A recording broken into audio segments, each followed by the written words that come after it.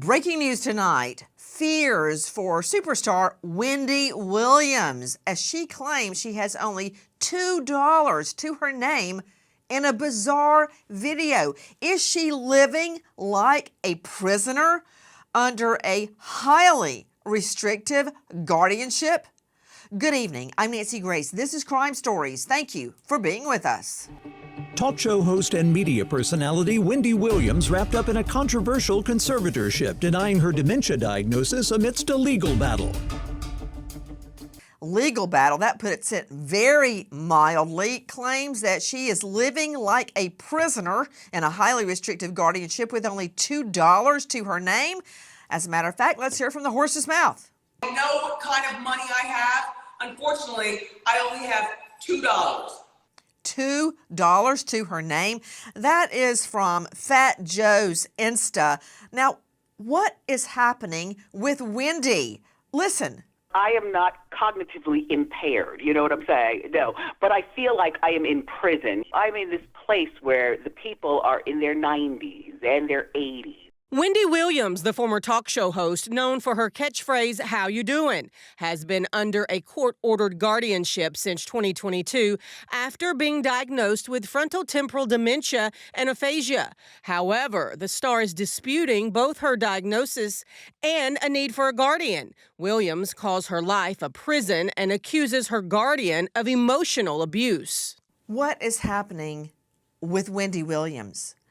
Is she suffering from a mental illness, dementia, or is she caught like a prisoner trapped in a highly restrictive conservatorship where people are just trying to make money off Wendy Williams? Joining me an all-star panel to make sense of what we know tonight, you were just hearing from our friends at the Breakfast Club on Power 105.1 when Wendy called in straight out to a special guest joining us. It's James Vituska. He is joining us as a senior U.S. showbiz reporter at dailymail.com. James, you have been in touch with not only Wendy herself, but her son. First of all, explain to me what is being alleged about her mental state. I know Wendy. She has invited me onto her show many, many times, and I find this very hard to believe. You know, Nancy, what's being alleged is that, she's incapable of caring for herself, and she's not, medically able to just kind of live her life as, on her own, under her own terms. And actually, I spoke to Wendy in October, and this is prior to a lot of the reporters that have spoke to her, and I was instantly surprised at how normal she sounded. During our conversation, it was about 20-30 minutes long, and she was very coherent. She remembered things that from her past and specific details. We talked about ditties. She remembered exact locations, and it didn't seem any different than the Wendy that that we're used to seeing on TV. She sounded a little bit sad, but she has all the right to be, and during the time, and during our conversation, she even gave a how you doing, so it was really shocking to see, all of the what kind of came about after that in November, with all these people speaking out about her dementia and everything like that, because I just didn't get that impression. I'm not a doctor, but from our conversation for about 20-30 minutes, I was like, she sounds so normal, and I told my editor this, and I was like, are we sure this is, she's like, are you sure this is Wendy? I'm like, no, it's Wendy. And like, her voice stick out anywhere. So yeah, it was okay, that's really odd, James, because I had the very same experience the last time Wendy kindly invited me onto her program. As a matter of fact, predating that, Wendy invited me on her program to announce this, Crime Stories. I went on and announced it, that it was happening, and that we were launching it with Wendy, right? So, and then the last time I was with her, I had the very same experience that you're talking about, completely lucid. I don't know, I'm just having a hard time, but we're lay people. What do we know? You're a Hollywood reporter, I'm a trial lawyer, we're not doctors, but we can see, right? Watch this. Costume contest. We do it every year. It's always a lot of fun. Let's get started. Our first caress.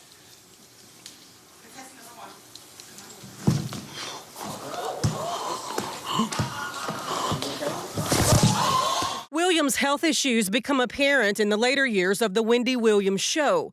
Williams has always been open about her cocaine addiction in the 80s and 90s, which she overcame with no treatment. The host also diagnosed with Graves' disease, which causes hyperthyroidism. In 2017, Williams passes out during a taping of the show, and in the following years fills months of several seasons with guest host due to struggles with her health issues. You were earlier seeing a clip from the official Wendy Williams show. Joining me, as I said, an all-star panel in addition to James Vituska from Daily Mail.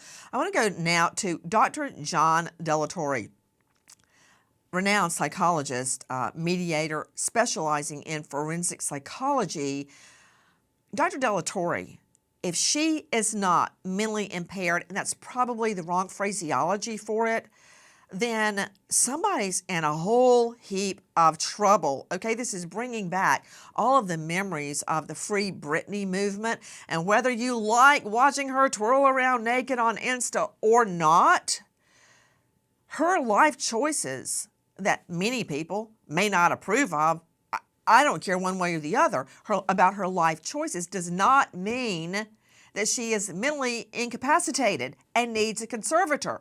Just because you don't like what she does, that means nothing, okay? Only a shrink, not the church lady, is set to make that decision. Same thing here. But I've got an issue, Dr. John Delatorre. All we know about is Graves' disease combined with past drug use, and saying cocaine, well, that is kind of euphemistic. It was crack. Crack. Wendy was a crack addict, and look how she overcame it and what she became.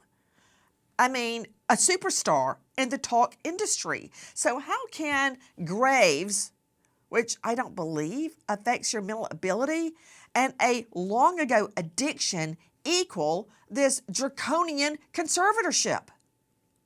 The first thing that any kind of mental health professional is going to be doing when they're asked to conduct a guardianship evaluation is a medical examination, where we're looking at whether or not someone is gravely disabled, meaning that they can't care for themselves at all due to some mental disease or defect, or they're persistently or acutely disabled, meaning that their mental disease or defect kind of impairs them when it's, floridly an issue, but not necessarily their entire life, that with enough treatment, they can care for themselves.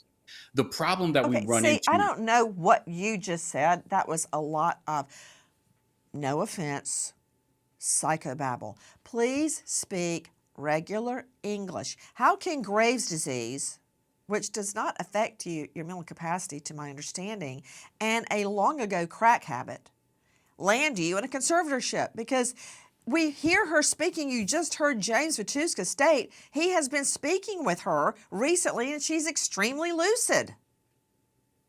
Right, but we're not speaking with her every single day. It's certainly possible that there are times in which she is better off than in other times. It's often called sundowning, where individuals who are experiencing high levels of dementia are perfectly capable of interacting well enough, right, to overcome the deficits. And Graves' disease, along with hyperthyroidism, can in fact impair cognitive abilities, which can impair personality functioning. There are these different kinds of neurological conditions. Wait. Affect personality functioning. Okay, again, I'm not a shrink, you are. Personality functioning. Okay, does that mean she can't get up and take a bath and put her clothes on? And maybe eat if she's hungry, walk in the kitchen and open a can? What is personality functioning? What does that mean? It can sometimes turn an individual more aggressive than they have been from before. Maybe they're more high risk, meaning that they engage in more problematic behaviors than they had from before. Right? The frontal lobe is the part that controls kind of the higher order functioning. It's what separates us Dr. from other Delatorre, animals. nothing you are saying makes me think she can't take care of herself. If she's more aggressive, people on her show would probably like that even more. Speaking of the issue, I want you to see just a clip from Lifetime's Where is Wendy Williams? The boss is walking, everybody. Nobody can do it like Wendy. No one. People love Wendy. You are a star. She was in her living room every single day for 12 years. Yep, I guess that'll do it. And that's what people responded to, her authenticity. And then at the peak of her career, she was gone. Again, that's from our friends at Lifetime in their special, Where is Wendy Williams? I'm asking the same question tonight. While many are turning their backs on Wendy and pretending this isn't happening, it's happening. And if this can happen to Wendy, you don't think it can happen to you? I was at a big, a giant symposium and was approached by about 20 people, middle-aged, it looked like moms and dads, and they were all dressed up in business clothing to meet me, to ask me something, to ask for help. All of their parents had been put in draconian, harsh conservatorships against the will of the parents and the children. And they wanted help to get the parents out. And guess what? It worked. We are not turning our back on Wendy, but I need to know what's really happening. Listen. They said you're cognitively impaired and you're incapacitated. Do I seem that way? No. You've been calling me 5 times a day for the last 2 weeks. No, you don't seem that way. January 2022, Williams Bank freezes her accounts after documenting a pattern of unusual and disturbing financial events. Wells Fargo requests a New York Supreme Court hearing to determine if Williams is in need of a guardian. A judge determines Williams is incapable of making informed decisions and appoints a temporary financial guardian, Sabrina Morrissey. Williams attempts to return to work in late November with plans to release a podcast, but the show never airs, and by March 2023, Williams virtually disappears from the public. That earlier clip was from our friends at Breakfast Club, Power 105.1. Now joining me, an expert in this field, Elizabeth McInturf. She is a veteran lawyer specializing in guardianship issues, and she is a partner at Gerzer Silvich. Elizabeth, thank you for joining us. While we can make our own layperson civilian observations, I've talked to Wendy, James Vituska has talked to Wendy much more recently than myself, and she's totally lucid. So how is it that a bank, I'm sure banks don't like a lot of decisions their clients make. Overspending, going into their credit line, going bankrupt, blah, blah, blah. It goes on and on and on. Gambling, fiscal irresponsibility. So I'm sure the bank doesn't like that. But how does a bank walk in and say, I want to have a hearing and get her committed? How does that happen, Elizabeth? So that's not quite what the bank did. The bank noticed that there was a safety concern regarding Ms. Williams and her accounts. I think in particular, there was some unusual spending. And oftentimes banks are kind of first line of defense when somebody is being exploited financially. You think of the scammers that we get online, the emails that we're answering, phone calls we're picking up, is they're the ones who are seeing mom and dad come in and withdrawing their entire life savings. So that's what they've at least alleged they saw here. They then petitioned the court to review whether or not Ms. Williams needed a temporary guardianship. They did not ask for her to be committed, is my understanding, but for the court to kind of undertake the process to see if that there was a safety protocol needed for Ms. Williams, including a temporary or permanent guardian. And the court ultimately found that she did. Okay, let me understand something, Elizabeth. Mm-hmm. Wells Fargo swoops in when they say that they see, and I have no reason to doubt what they're saying, unusual spending. What constitutes unusual spending to the point that they freeze your accounts and ask for a judge to grant you, put you in a conservatorship, which they said is temporary, but it's been a long time. So it often depends on the circumstances. And in this case, they certainly knew Ms. Williams very well. They historically knew her spending and how and who had access to her account. My understanding is in this situation, this was kind of a far cry from how things were typically done in our more kind of relatable, your and my everyday life situation. It might be, again, because mom or dad or a neighbor is going in and withdrawing money orders to send abroad. Those are the type of things that raise red flags on a financial institution that may cause them, under guidelines, to freeze an account or to ask the court to step in and intervene. Why is Wendy Williams being kept a prisoner, her words, not mine, in an extremely draconian or harsh conservatorship, now claiming she, quote, lives like a prisoner and has only $2 to her name left of her immense fortune that she earned and squirreled away? Can one pivotal incident trigger a breakdown that lands you in a conservatorship? That has been alleged about superstar Britney Spears. Listen. She was rushed to the hospital. Police say she was under the influence. The drama occurred after a 3-hour standoff over custody of Spears' children. Britney's supposed to turn boys over to ex-husband Kevin Federline, but Federline eventually calls police. Britney seen outside the gates of her home 2.5 hours after police first showed up. That incident with SWAT teams and helicopters hovering overhead, Britney in her bathtub, clutching her 2 little boys, not wanting to give them up, did that trigger a series of events that lands her in a multi-year conservatorship? Now, what could have triggered problems for Wendy Williams? Can I say the husband? Listen. 2019, after 20 years of marriage, Wendy Williams files for divorce from her manager and husband, Kevin Hunter, after discovering he fathered a child with another woman. Williams does not take the betrayal well and begins drinking heavily. Just before the divorce, Williams reveals she's been in rehab for some time. During the treatment, Williams is diagnosed with alcohol-induced brain damage. By 2021, doctors say Williams, 57, has alcohol-induced dementia. What, are they just throwing everything in the pot and seeing what boils over? We're hearing graves. We are hearing prior addiction to crack many, many years ago.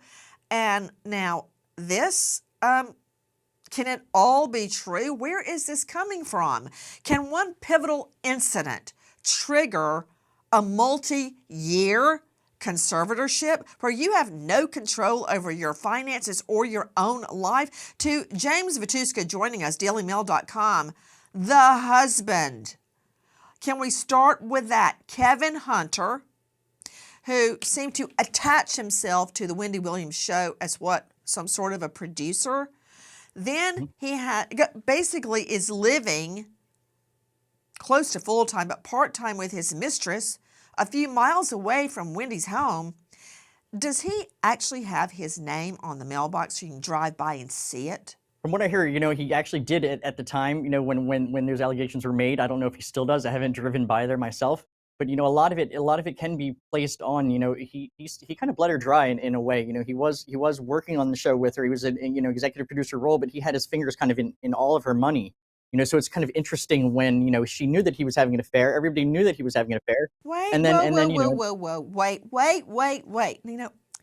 It's one thing for your husband to cheat.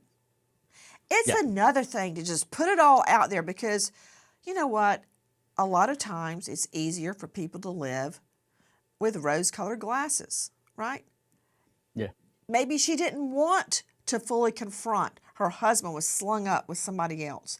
Maybe she didn't want to admit that, but when he puts the name on the mailbox and has a baby with the mistress, and then I believe somebody outed it and it made all the headlines, she had to confront it.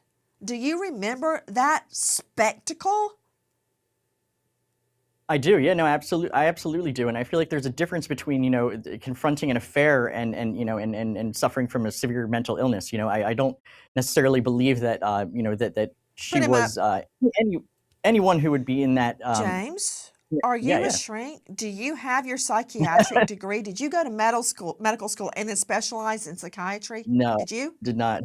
No, you didn't. No, just Neither did vandalism. I. So let's go to a shrink. Dr. John De La Torre, can a single pivotal moment like the SWAT team breaking down your door, helicopters hovering overhead when you don't want to give your children back, when you want to keep your babies, or when you are forced to confront on a public forum that your husband has been cheating for years and actually has given birth and slung up at the mistress's house, choosing her over you.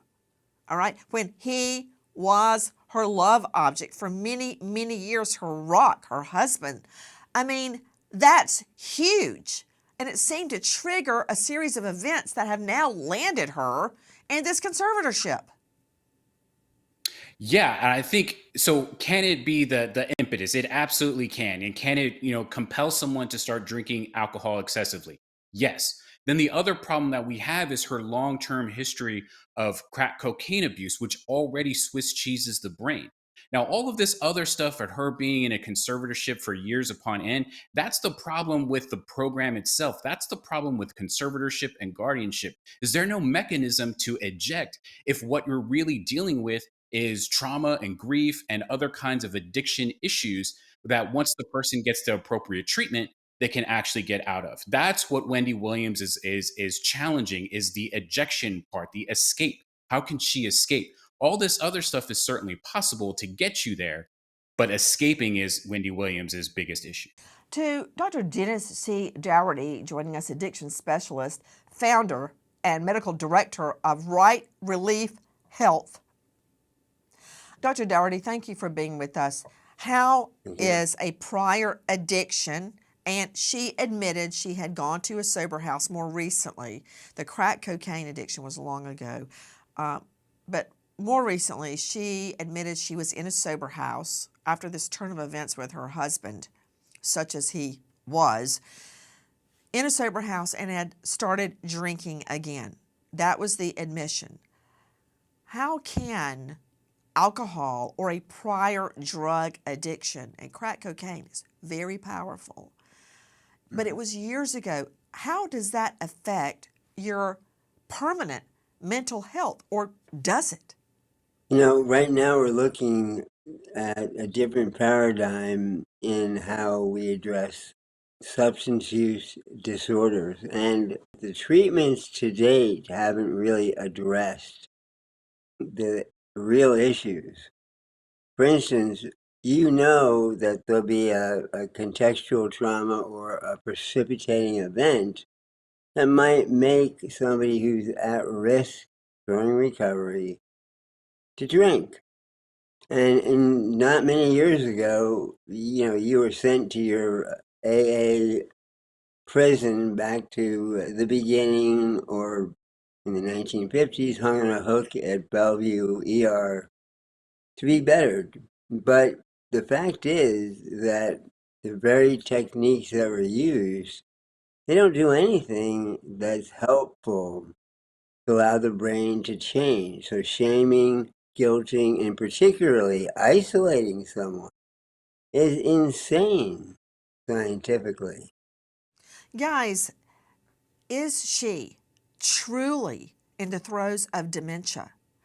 Or did this whole thing get started because the bank feared those people closest to her were bleeding her dry of all her money? Is that a reason to keep her in prison? Her words, not mine. Take a listen to our friends at Lifetime. As her family, we were all sitting on the sidelines watching, and she was crying out for help. Did you drink this whole thing today? Keep it there. Okay. Keep it there.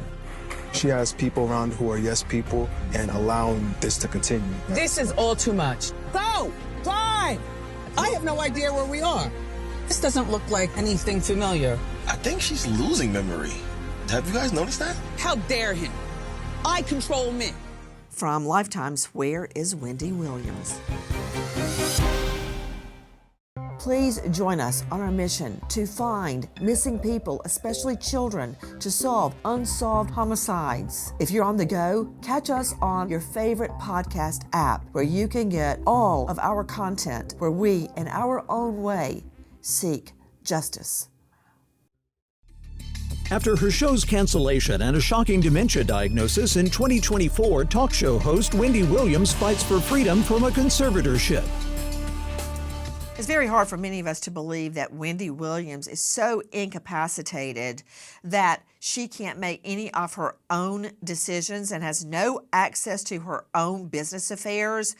Or is Elizabeth McInturf correct that Wells Fargo believes those closest to Wendy are bleeding her dry and she is helpless to stop them for whatever reason?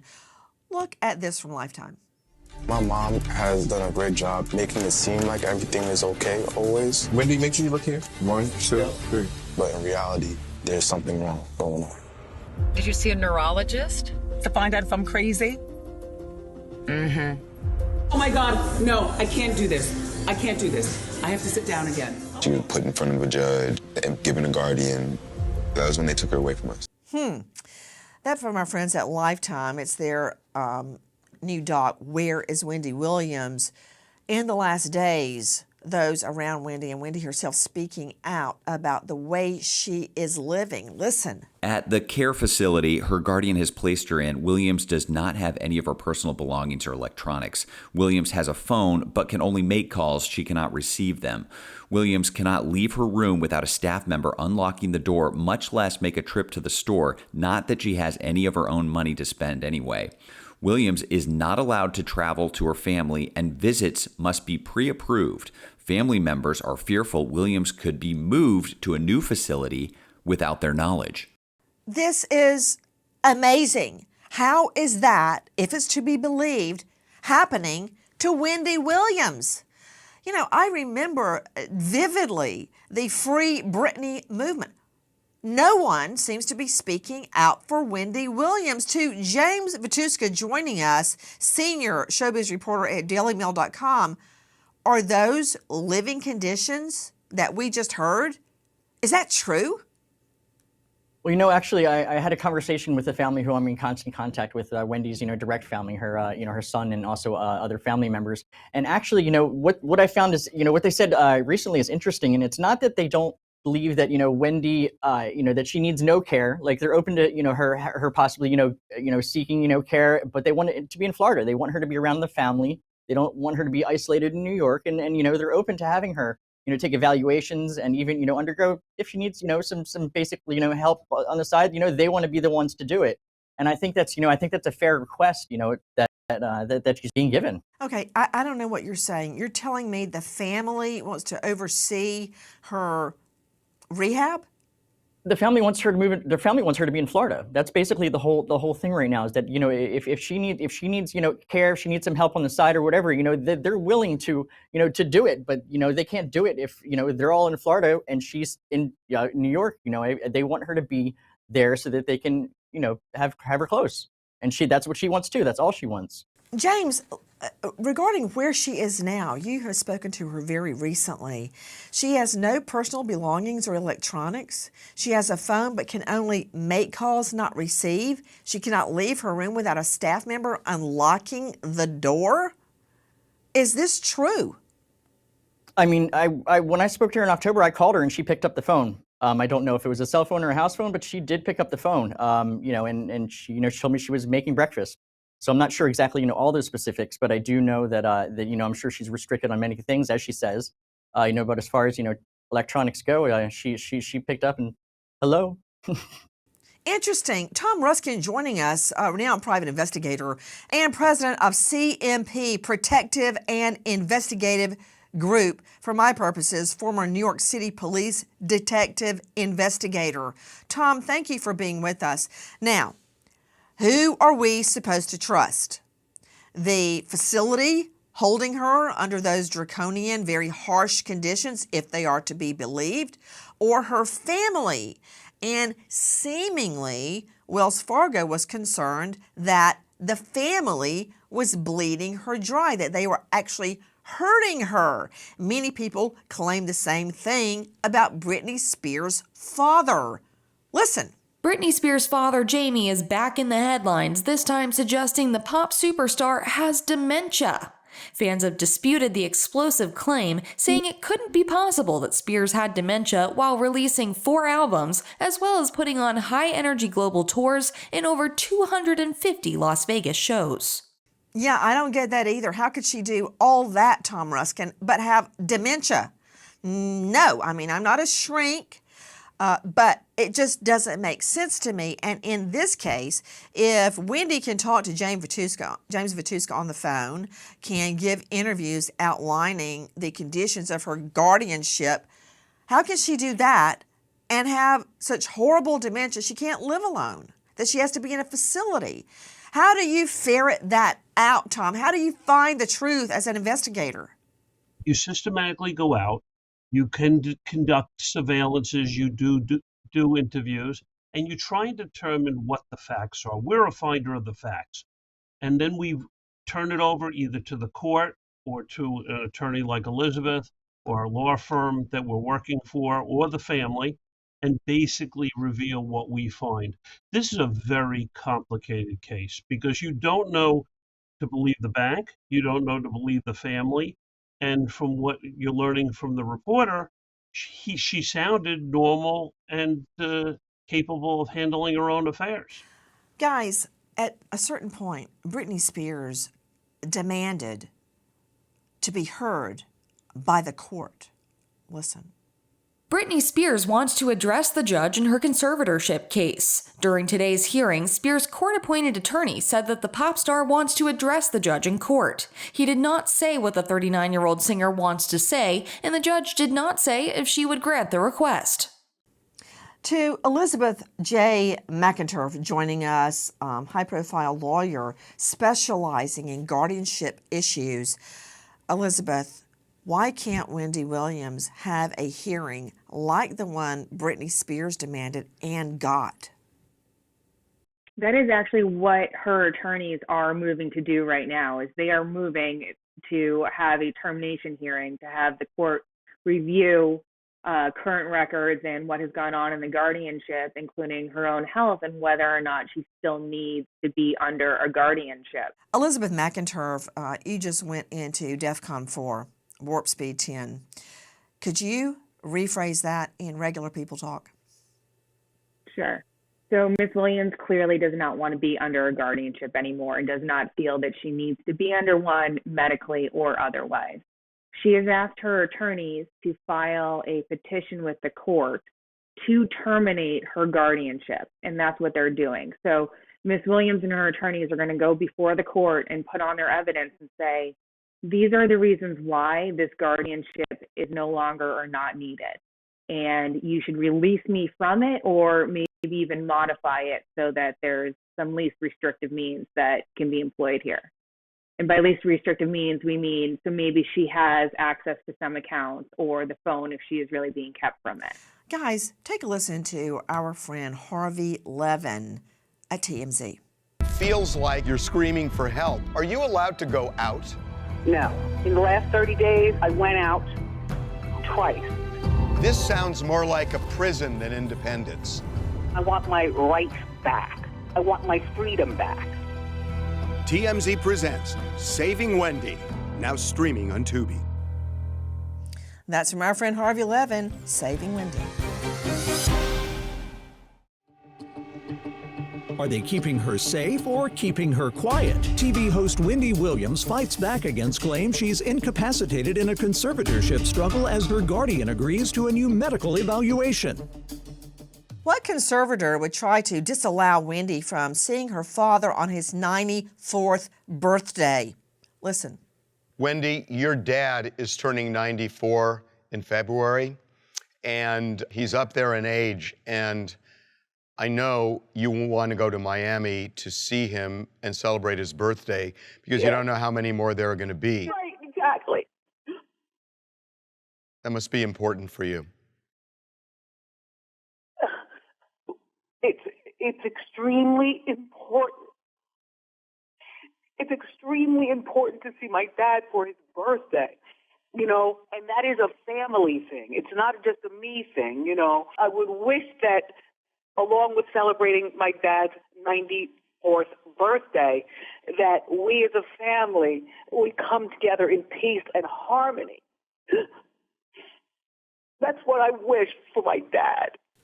That is breaking my heart. She clearly is lucid. That, again, is from our friend Harvey Levin at TMZ, Saving Wendy on Tubi. Okay, Dr. John Delatorre, should I believe that conservator or my lying eyes? Because she was extremely lucid. Yeah, no, she seemed extremely lucid. That's why it's important to have one of these independent evaluators take a look at all of these other underlying issues. There's a whole lot of nuance that goes into conducting these guardianship evaluations, that sometimes someone can be appropriate, but other times they're not appropriate, which means that maybe they don't need a full guardian. Wait. Dr. Delatorre, I don't like it when people start talking about women behaving inappropriately. Okay, I don't think that's the right word. She may be as inappropriate as she wants to. But the issue is she mentally ill? Can she not control her business, her finances? And according to Tom Ruskin, who's a pro at this, are people around her facilitating her illness in order to get to her money? That's the question. Can she fend that off?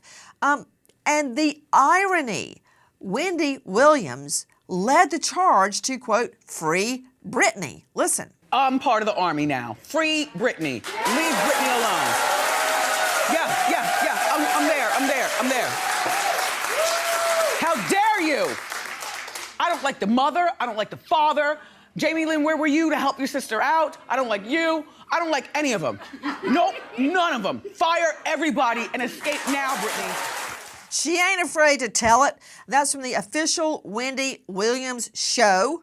The irony that she was trying to help free Britney, which she did, and now no one is freeing Wendy.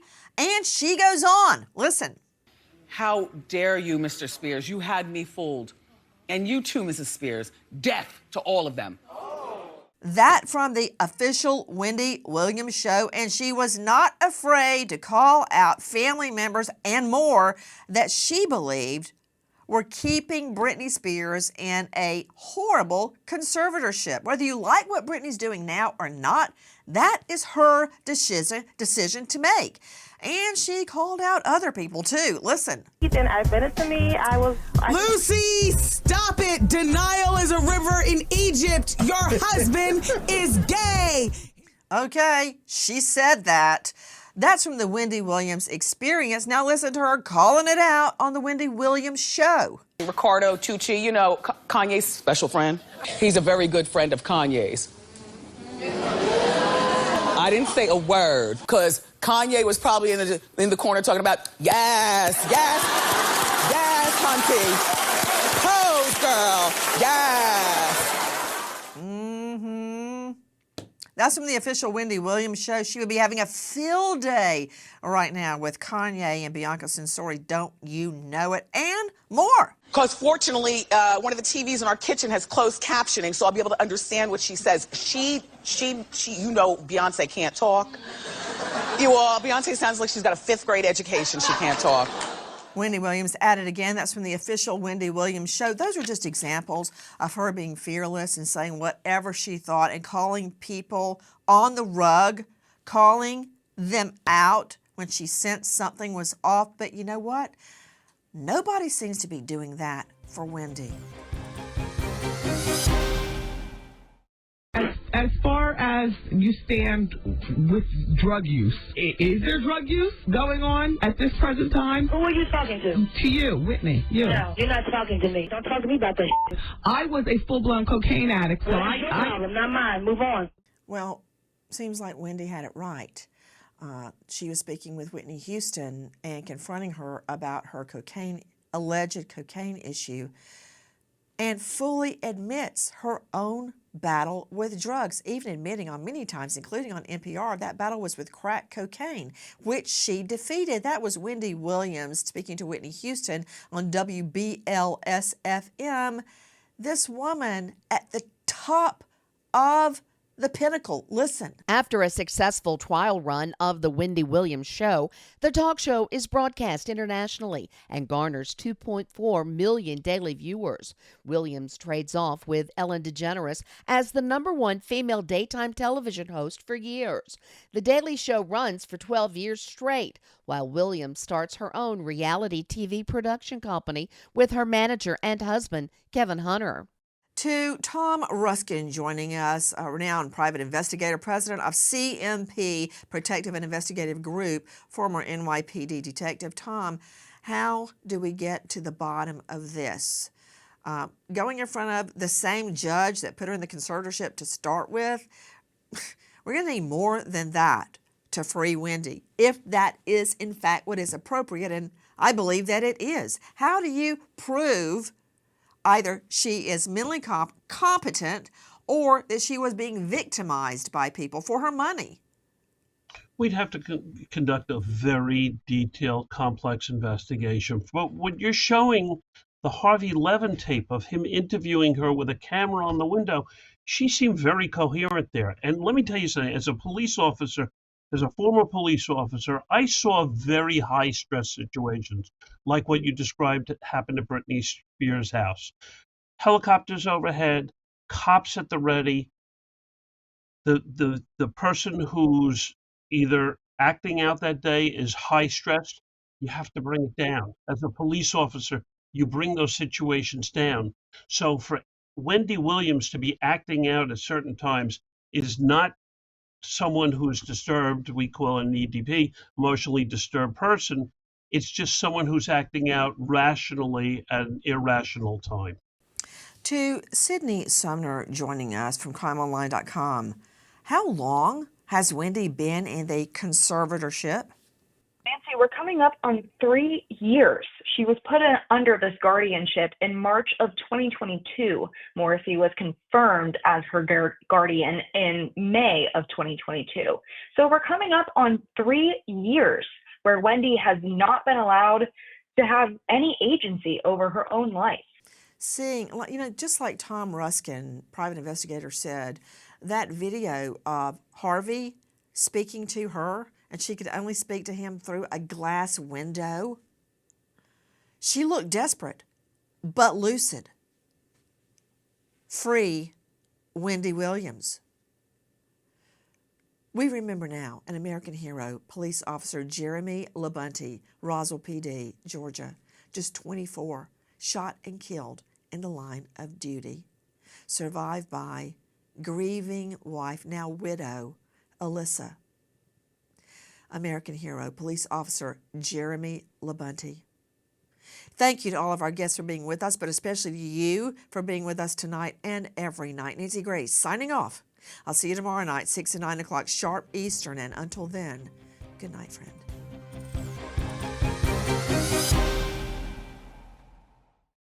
Please join us on our mission to find missing people, especially children, to solve unsolved homicides. If you're on the go, catch us on your favorite podcast app where you can get all of our content where we, in our own way, seek justice.